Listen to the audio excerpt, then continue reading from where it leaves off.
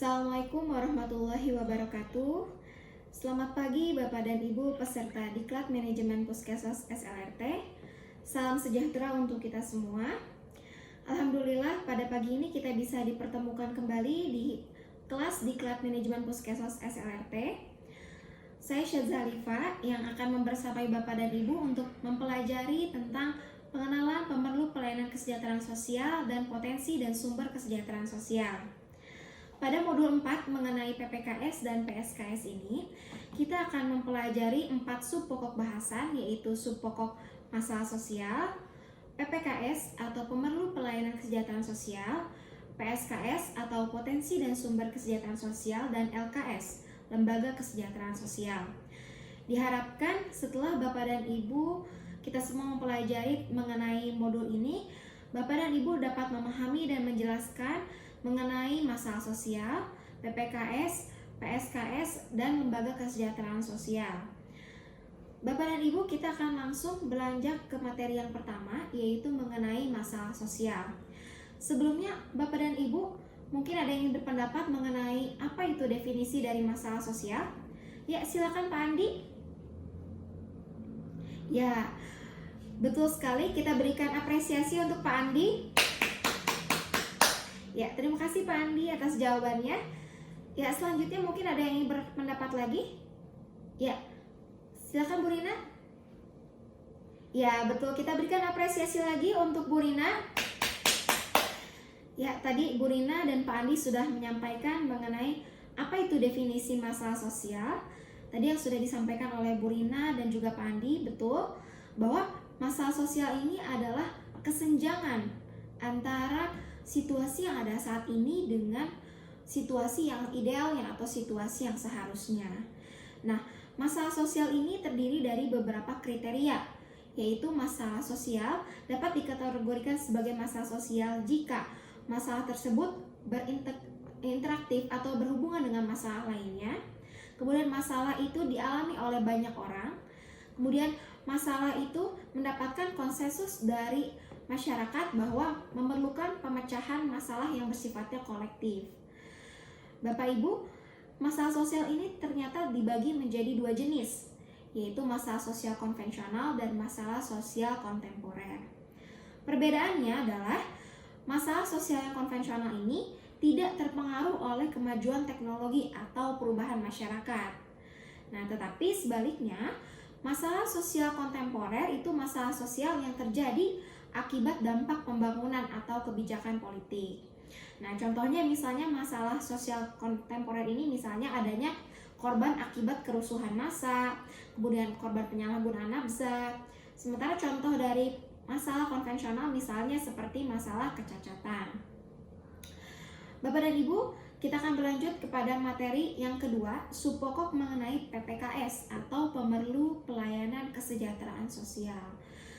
Para pemerlu kesejahteraan sosial ini adalah seseorang, keluarga, kelompok, atau masyarakat yang karena suatu hambatan, kesulitan, atau gangguan sehingga mereka tidak dapat melaksanakan fungsi sosialnya, sehingga tidak dapat terpenuhi kebutuhan hidupnya, baik secara jasmani, rohani, maupun sosial secara memadai dan wajar.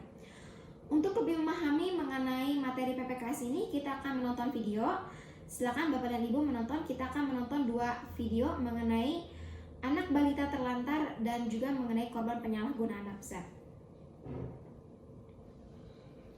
Ya, Bapak dan Ibu, kita sudah menonton video mengenai salah satu contoh dari PPKS. Mungkin ada Bapak dan Ibu yang ingin berpendapat mengenai apa yang tadi sudah Bapak dan Ibu saksikan di video tersebut. Ya, silakan Pak.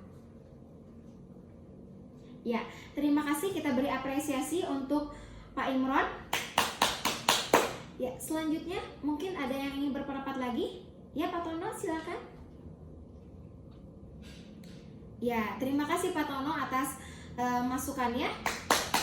Ya, tadi Pak Imran dan Pak Tono sudah menyampaikan pandangannya mengenai PPKS atau yang dulu disebut dengan PMKS, penyandang masalah kesejahteraan sosial.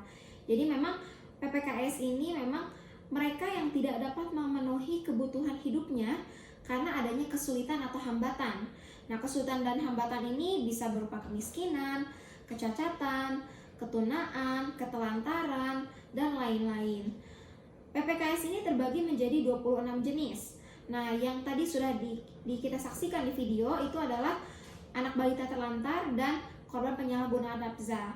Nah, kemudian untuk jenis-jenis lainnya terdiri dari anak yang memerlukan bantuan perlindungan khusus, anak yang berhadapan dengan hukum, anak dengan disabilitas, anak yang menjadi korban tindak kekerasan, anak terlantar, anak jalanan, lanjut usia terlantar, penyandang disabilitas, tunasusila, gelandangan, pengemis, pemulung, kelompok minoritas, bekas warga binaan lapas, orang dengan HIV/AIDS, korban tindak kekerasan, korban trafficking, korban bencana alam, korban bencana sosial, komunitas adat terpencil, pekerja migran bermasalah, perempuan rawan sosial ekonomi, fakir miskin, dan keluarga bermasalah sosial psikologis. Nah, itu adalah jenis-jenis dari PPKS. Sampai sejauh ini mungkin ada yang Bapak dan Ibu ingin tanyakan atau Bapak Ibu ingin sampaikan? Oke, jika tidak ada kita akan lanjut ke subpokok berikutnya mengenai PSKS. Bapak dan Ibu, dalam SLRT ini kita juga wajib mempelajari mengenai PSKS atau potensi dan sumber kesejahteraan sosial. Karena SDM SLRT ini harus menghubungkan antara PPKS dengan PSKS atau potensi dan sumber kesejahteraan sosial agar mereka dapat memenuhi kebutuhannya. Nah, PSKS ini adalah seseorang, keluarga, kelompok, atau masyarakat yang dapat berperan serta untuk menjaga, melindungi, menciptakan, mendukung, memperkuat penyelenggaraan kesejahteraan sosial. Nah, untuk lebih memahami terkait materi ini, mari kita saksikan bersama-sama video tentang PSKS. Silakan Bapak dan Ibu saksikan. Ya, Bapak dan Ibu, tadi kita sudah menyaksikan 2 video terkait contoh PSKS yang ada di sekitar kita. Yang tadi Bapak dan Ibu saksikan adalah salah satu contoh PSKS, yakni Taruna Siaga Bencana dan juga Pekerja Sosial Masyarakat. Nah, ada 12 jenis PSKS. Nah, di mana yang tadi sudah kita saksikan adalah salah satunya, dan jenis-jenis lainnya diantaranya ada pekerja sosial profesional, lembaga kesejahteraan sosial, Karang Taruna, lembaga konsultasi kesejahteraan keluarga, keluarga pionir, wanita pemimpin kesejahteraan sosial, dunia usaha, wahana kesejahteraan sosial keluarga berbasis masyarakat, penyuluh sosial, dan tenaga kesejahteraan sosial kecamatan. Nah, jadi yang tadi kita sudah saksikan, mungkin Bapak dan Ibu juga melihat apa saja sih yang dilakukan oleh pekerja sosial masyarakat dan Taruna Siaga Bencana tadi. Yang terakhir yang akan saya sampaikan mengenai tentang LKS atau Lembaga Kesejahteraan Sosial. Jadi lembaga kesejahteraan sosial ini adalah organisasi atau perkumpulan sosial yang dapat melaksanakan penyelenggara kesejahteraan sosial yang dibentuk oleh masyarakat, baik yang berbadan hukum maupun yang tidak berbadan hukum sebagaimana tertuang dalam Peraturan Menteri Sosial Nomor 8 Tahun 2012. Nah, lembaga kesejahteraan sosial ini terbagi menjadi 3 tingkatan, ada di tingkat pusat, ada di tingkat provinsi, dan di tingkat kabupaten kota. Nah, di sini Bapak dan Ibu dapat saksikan beberapa contoh dari lembaga kesejahteraan sosial yang ada di tingkat pusat, yang ada di tingkat provinsi, dan di tingkat kabupaten kota. Ya, sampai dengan materi yang terakhir ini, mungkin ada yang Bapak dan Ibu ingin pertanyakan? Oke, jika tidak ada yang Bapak Ibu ingin tanyakan, saya akan memberikan kesimpulan dan menutup kelas kita kali ini. Mungkin sebelumnya ada Bapak dan Ibu yang ingin menyampaikan kesimpulan dari pembelajaran kita kali ini? Ya, silakan Pak. Ya, betul. Terima kasih sekali Pak untuk kesimpulannya. Baik, dari pembelajaran kita hari ini dapat disimpulkan bahwa SDM SLRT ini harus mengetahui PPKS dan PSKS agar ketika dapat memberikan pelayanan, mereka dapat mengetahui siapa saja yang membutuhkan pelayanan dan kemana saja mereka dapat mendapatkan pelayanan tersebut, sehingga bantuan yang diberikan dapat tepat guna dan tepat sasaran. Baik Bapak dan Ibu, sekian yang dapat saya sampaikan. Mohon maaf apabila ada kekurangan. Akhir kata, wassalamualaikum warahmatullahi wabarakatuh.